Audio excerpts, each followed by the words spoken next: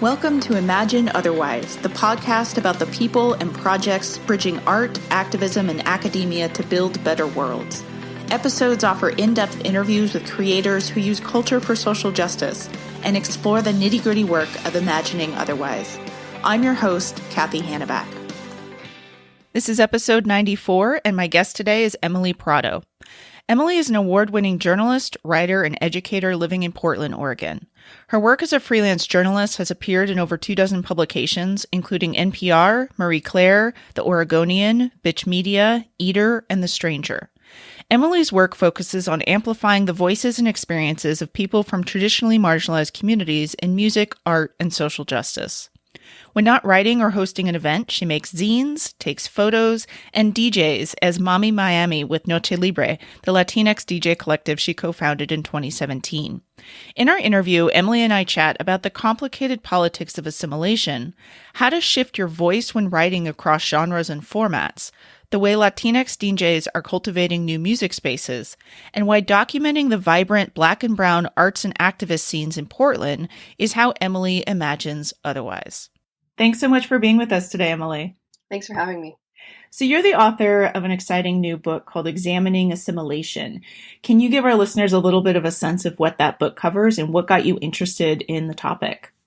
Yeah, so I was approached by Enslow Publishing. There was a representative who was working with them, and they were looking for writers to write a series. It's a racial literacy series that they have. So the series is targeted at ages or grades 7 through 12. So you're looking at kind of middle school, high school grades. And my part was called Examining Assimilation. And so the idea behind Examining Assimilation is trying to define the idea of cultural assimilation primarily, but also kind of focusing on other types of assimilation that there are, such as like religious assimilation or, sexuality and what we do to mask other parts of our identity. And so in order to kind of answer that question, I really had to reverse and think about what is assimilation, where does the concept come from? And in the case of the United States, since that's the context of this book, that's really the first half of that book is kind of retracing the U.S. history and immigration and the idea of what the quote unquote American identity is. Most of your other work is journalism, and I want to talk more about that in a minute, but I'm really curious about this transition or this maybe expansion of your writing form into a long-form book project. How did you draw on your experience as a journalist to approach the way that you write this book? I think, one really small part off the bat that I can think of is as far as having like little subsections within the book, I wanted to include a couple interviews as much as possible, just because that's my background. So for one story, I interviewed someone I know who changed their name back to their birth name. So she's Vietnamese, and growing up, her name was V. And then when she went to school, it's very common practice, she changed her name to Christina. And so as an adult, she changed her name back to V. And so that just small tidbit is an example of where I'm bringing in my journalistic lens. And I think as far as my journalism work goes, I'm primarily focused on covering issues or stories that are experienced by people from marginalized communities, whether that's as far as like race or gender or sexuality. So that also is very apparent in this book. So I wanted to make sure that in approaching this, I was considering communities that are often left at the margins and making sure that they were the focal point in this story, especially when you think about U.S. history and the whitewashing that often occurs with that. I wanted to make sure that I wasn't contributing to that. As far as a journalistic lens, the idea with journalism is that you are uplifting all voices, and that's how it should be. And so that really influenced the way I wrote the book. And the way I approached it was basically looking at it as a super long article. Nice. A lot of both our guests and our listeners are interested in writing in these multi-genre or cross-genre formats. Do you maybe have any advice or lessons learned perhaps from crossing those kind of genre or format boundaries? Yeah, so my background and kind of my introduction to writing has not been traditional. So in undergraduate, I studied child and family studies, which was within school social work. And I saw that I was good at academic writing. And I'd always been interested in writing from more of like a diary therapeutic sense. So after college, I actually just did an internship at Bitch Media, which is a feminist news outlet based in Portland, which is where I live. And so I was really just approaching it as I am coming in from the outside and I'd like to learn as much as I could. And luckily I had a really amazing editor there who worked with me to kind of help me transition my voice and tone from academic writing into writing for popular culture or your everyday person who's going to be reading this. And I think it's a really good practice, and I'd like to see more of that transfer, because a lot of like academic journals, for example, have amazing information and wonderful research and data that I could draw upon in my work, but because those are often, behind paywalls of different sorts, they're not accessible. So I would really like to see that crossover happening more frequently. And I think my main point of advice would just be to reel it back and simplify language. Don't be afraid to spell things out, and really just being receptive to editors, because those are people who are going to be able to hopefully help you tweak your voice to make your point get across the best way possible. In addition to being a journalist, I know you also DJ, and you co-founded the Latinx DJ collective Noche Libre. What made you interested in starting a DJ collective? That sounds really fun, by the way. Yeah, it's super fun. We actually last night just had our annual day party, so I am recovering from the fun that is. But actually, I'd always been interested in music, and actually some of the first things that I wrote about in journalism was music journalism, but I never saw myself as a musician. And I have a cousin who approached me one night and said, I want to do a Latina DJ night. And so I was like, that's cool, but I don't DJ. And she was just super encouraging. So one of my brothers had a controller that he was no longer using, and I borrowed it and I just started practicing, and it just kind of evolved from there. So there was 3 of us in the beginning, and as we started doing more events, people were more interested in joining us. And so now there are 8 DJs, and a lot of us didn't have much experience DJing. Some of us have been DJing for 10 years, but the majority of our collective is made up of pretty new DJs, and it's just a space where we can play music that maybe we grew up listening to that we don't hear in Portland specifically, especially living in a super white city. It's really important for us to be able to come together as a collective and not only have each other as support, but bring music to people, and especially catering to like Black and brown people, so that we can have spaces where we feel safe and we feel seen and we feel like the music is catered to us, as opposed to going into spaces where maybe that's not usually the case. A lot of your work engages with Portland and these kinds of thriving artists and activist collectives and spaces in Portland, everything from art and music shows to the local drag ballroom scene.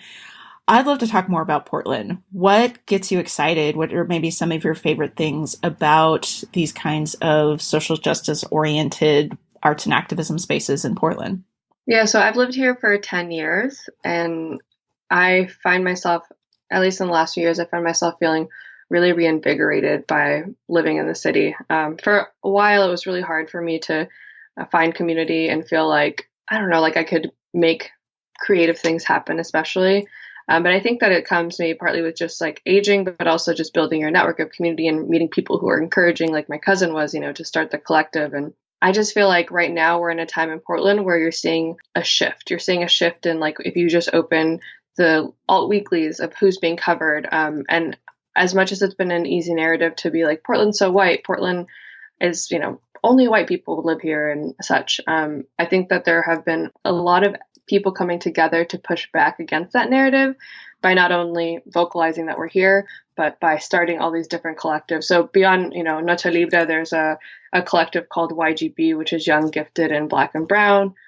There's different collectives like the Chapter, Doug. So there's all these different collectives here that are using often like dance and music, but other forms as well, like having workshops and such. And for me, it's just a really exciting time to live here. And it would be very difficult to look around and not see all the art and activism that's happening. So as far as Portland's identity, it's very much intertwined with the identity of Portland now, to me, to see art and activism intertwined so closely, and specifically having those initiatives led by Black and brown people. I also heard that you just recently finished a chapbook, right? Yes. What was that process like? Yeah, so I actually just completed a year-long prose certificate program at the Independent Publishing Resource Center, and they're an amazing organization that's been around for more than 2 decades now. So I received a scholarship to hone my chops as a writer, which I was really excited about because, like, as I mentioned, my background wasn't in writing, and that's what I do now, primarily for work. And it was really amazing to have the opportunity to be a part of this year-long program. But part of the program, in addition to learning how to write fiction and nonfiction, is also bookmaking. So for the last 4 months, I've been learning how to do everything from different types of binding to laying out text in InDesign, learning Adobe Illustrator, risograph, letterpress, any sort of craft related to bookmaking. I was able to take workshops and learn how to do that. So at the culmination of this program, I presented a chapbook. It's a series of 12 personal essays that go chronologically. It's called Funeral for Flaca, a mixtape memoir and essays, which is kind of a mouthful, but essentially it means that each of the 12 essays that I wrote is titled with a song title to add kind of additional context. And for me, it also ties into me being a DJ and how music is just intertwined in my life in so many different ways. And it was a really hard and vulnerable and amazing process to be able to peel some of the pieces that I started a couple years ago, so in the last 4 years maybe, and finally just write them out, polish them up, and put them in a collection that not only is, all of my work, but it's physically made by me, which has been a really cool experience. That's going to give a really different perspective on writing, right? Like to be on the production end of things. Yeah, definitely. I mean, I had no idea, even just layout, how long layout takes. It was like 3 days of just like, oh my gosh, putting in text, which is this, yeah, I have so much more respect for, I mean, not that I didn't, but I have a personal understanding of what that process is like a little bit. So definitely like the people who make books are making magic happen. And the fact that you don't really notice it, I think is a really good indicator of how solid that work can be. What projects are you working on right now? So I'm currently working on a short reporting project for Travel Oregon. So I'll be doing some small town roundup for the fall with actually one of my main collaborators. Her name is Celeste Noche. And she's a really amazing Filipino photographer from the Bay Area who's also lived here for about 5 years. And we, in addition to collaborating on different reporting projects, we actually also have a project called Portland in Color. And Portland in Color is a database as well as a website where you can read about different creatives of color in Portland. So there's a feature side where I'm doing the interviewing, Celeste is doing the photographing, and that's available on portlandincolor.com, so people can check that out. And we're in a hiatus right now as we prepare for some more events that we'll be doing in the upcoming year. But that's another project that's always kind of on the back burner doing amazing things. Very cool. So this brings me to my absolute favorite question that I get to talk to folks about, which is that big why behind all of this kind of work that you do. And that's that better world that you're working towards when you collaborate with folks, when you put together projects like this. So I'll ask you this giant question, but I think it's a good question. What kind of world do you want? Yeah, this is a big question. The world that I want, I guess, at the core is a world that people feel safe and feel seen in, and whatever that means to them specifically. So a lot of the work that I do, I think, centers around like encouragement and like encouraging people that there's, their voices matter, their stories matter, their musical tastes matter. They have a right to come together and have joy when we have dance parties. So I think ultimately I'd like to see a world where folks are all encouraged, all have resources to do these creative endeavors. Because, right, I'm living a very privileged life and being able to have writing and DJing and all these creative endeavors be my main source of work. And that's not the case for a lot of people. So in my ideal world, that would be an option that's available to, anyone who wanted to engage in that kind of work. And I think on the opposite end too, I would like to see a world where we value all types of work, right? So like work that's often invisibilized, people who like work with children, people who work in housekeeping, all these sorts of labors that aren't respected. I would like to see a world where everything was respected and valued and seen as being important and a part of a kind of collective that we all need to do to have this ideal world, right? I think that sounds pretty awesome. Yeah, so I guess some of the work, right, I'm doing, I'm trying to create that, even if it's not on a worldwide level. If I can create that even for one person, that that's why I do all the work that I do. Well, thank you so much for being with us today and sharing all of the ways that you imagine and create otherwise. Thank you so much for having me. I'm really looking forward to checking out more of the other podcast episodes as well, and I appreciate you reaching out to me. Thanks for listening to another episode of Imagine Otherwise. Imagine Otherwise is produced by Ideas on Fire, and this episode was created by Christopher Prasad and myself, Cathy Hannabach. You can check out the show notes for this episode on our website at ideasonfire.net, where you can also read about our fabulous guests, as well as find links to the people and projects we discussed on the show.